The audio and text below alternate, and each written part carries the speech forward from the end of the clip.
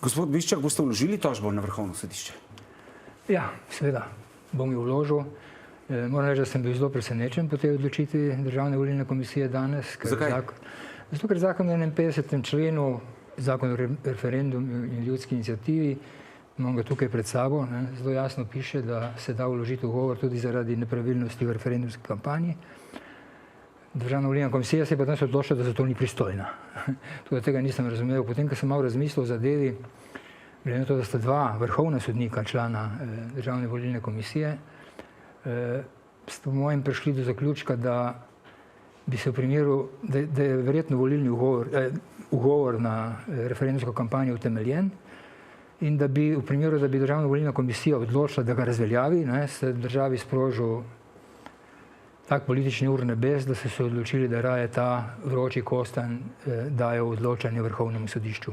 Kaj vi pravite na to napoved in razlago gospoda Biščka? Lejte, jaz sem še vedno pod tako velikim vtisom te zmage za bolnike, invalide in upokojence na referendumu, da bi se želel še enkrat vsem, ki so glasovali proti, iz srca zahvaliti in čestitati, da ste ponosno, pokončno oddali ta svoj podpis za spoštovanje bolnikov, invalidov in upokojencev. Kako pa gledate to napoved vložitve tožbe? Kar se pa tega tiče, pa moram reči, da se mi zdi to izredno nedemokratično.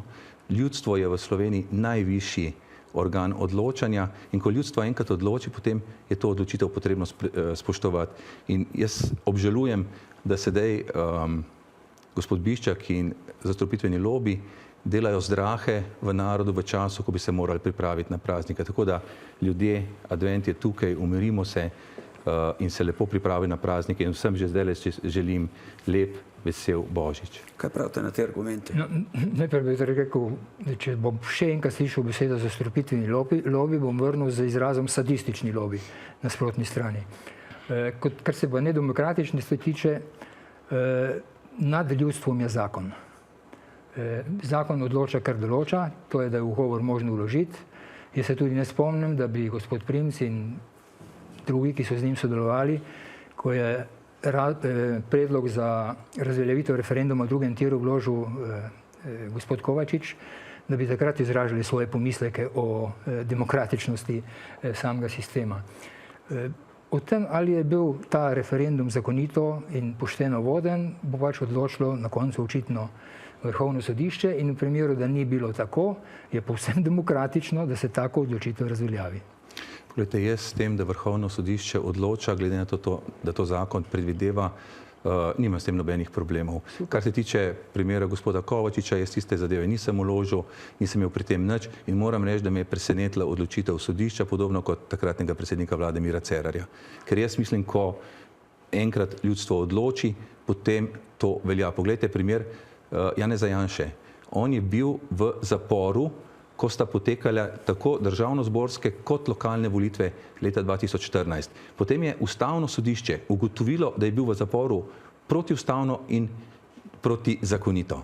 Ampak Janez Janša se zaveda, da je ljudstvo najvišja inštanca v Sloveniji in se potem na tiste volitve ni pritožil, kljub temu, da je Ustavno sodišče ugotovilo, da je bil nezakonito zaprt. In seveda, prav gotovo je ta njegov zapor, se pravi, da je on iz zapora kot vodja opozicije gledal, kako je tekla kampanja, imelo odločilen vpliv na volitve. In da ne govorim o tem, zadnjih 15 let se čist pred vsakimi volitvami zlorablja sodstvo za to, da se vpliva na volitve. Tako da, kar se tiče vplivanja na volilne referendumske kampanje, moram reči, da ima skrajna levica v Sloveniji zelo, zelo veliko masla na glavi. Se strinjate s tem? Ne. Zakaj ne? Kakšni so vaši kontraargumenti? Mislim, kar se tiče volitev in gospoda Janše, se strinjam. Tisto je imelo vpliv in imelo je pozitiven vpliv na rezultate SDS-a. Tako kot ga bo imelo vsakokrat, ko se bo sprožil nek pravni postopek zoper njega, bo imelo to pozitiven vpliv na rezultate SDS-a. Sicer pa še enkrat, vrhovna oblast ima ljudstvo, vendar ljudstvo je omejeno z zakoni in omejeno je z ustavo. In me veseli, da se gospod Primc strinja s tem, da oziroma nima problemov s tem, da Vrhovno sodišče odloči o tem. In če nima problemov s tem, da Vrhovno sodišče odloči o tem, ne vem, kako ima lahko probleme s tem, da nekdo vloži ugovor, ki je po zakonu dovoljen, ki na koncu pripelje do tega, da Vrhovno sodišče o tem odloči. Zato, ker se to v demokratični družbi ne dela. Se dela, Gospod ker smo to Biščak, naredili in ker zakon to dovoljuje. Jaz vam nisem upadal v besedo. Lejte, to se v demokratični družbi ne dela. Referendum je bil zelo, zelo prepričljivo proti zastrupitvi bolnikov, invalidov in upokojencev.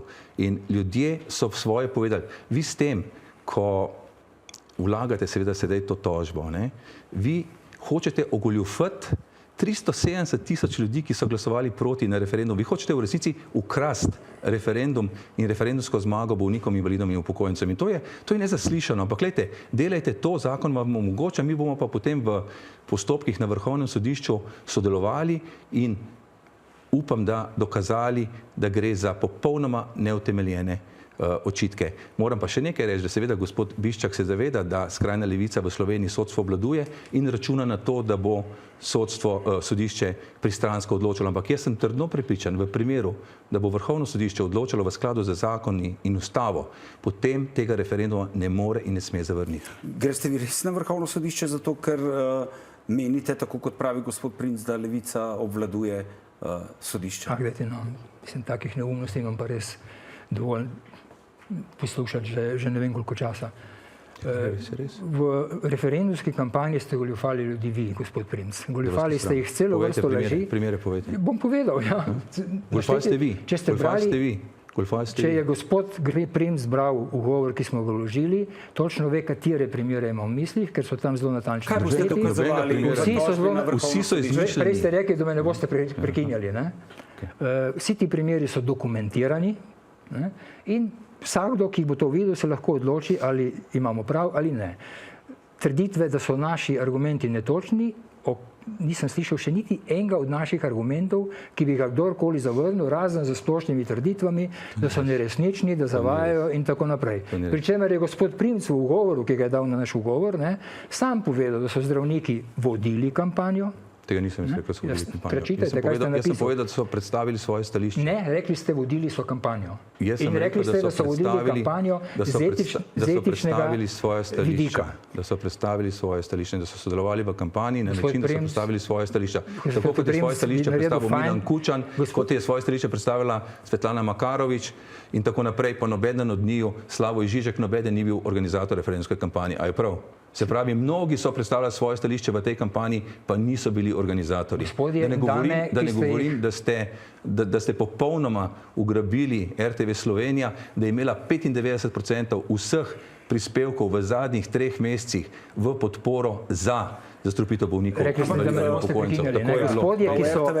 Gospodje, ki jih je naštel gospod Princ in dame, ki jih je naštel, ki naj bi izrazili svoje mnenje, niso vodili referendumske kampanje. Sodelovali so v kampanji. A ste lahko tiho? Sodelovali so v kampanji. Povedali so svoje mnenje, niso sodelovali v kampanji. Niso vodili, preberite prosim zakon o volitvah in volilni in referendumski kampanji, pa boste videli, kaj je volilna kampanja in referendumska kampanja.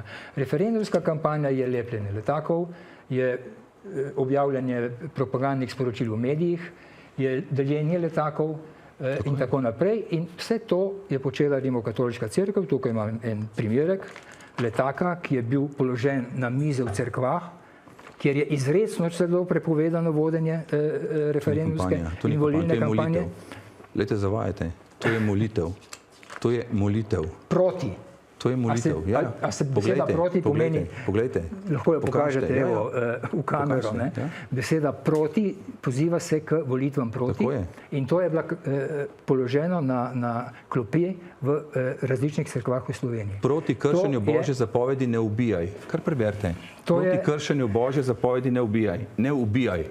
Glasujte proti kršenju Božje zapovedi, ne ubijaj. Ne ubijaj. Lahko preberemo s svojim glasom proti, se boste zavzeli za Jezusovo zapoved ljubezni do bližnjega in za spoštovanje 5. Božje zapovedi, ne ubijaj. Se pravi, cerkev je s svojimi teološkimi argumenti razložila, zakaj je potrebno glasovati proti. Se pravi, to je versko vprašanje. To je bilo v cerkvi svojim vernikom. Ni problem, da je cerkev to povedala, problem je, da je vodila volilno kampanjo. In o tem bo odločalo sodišče, če vas prav razumem. Tako je. Sodišče bo moralo odločiti o 2 vprašanjih. Ali so bile v tej volilni kampanji izvedene referendumskih nepravilnosti in drugo vprašanje, ali so te nepravilnosti vplivale oziroma bi lahko vplivale na izid glasovanja. Vi pravite, da boste sodelovali v postopku. Kdaj se boste vi odločili? 15 dni imate. Kdaj boste to vložili, zdaj to tožbo? Bolj proti koncu roka ali...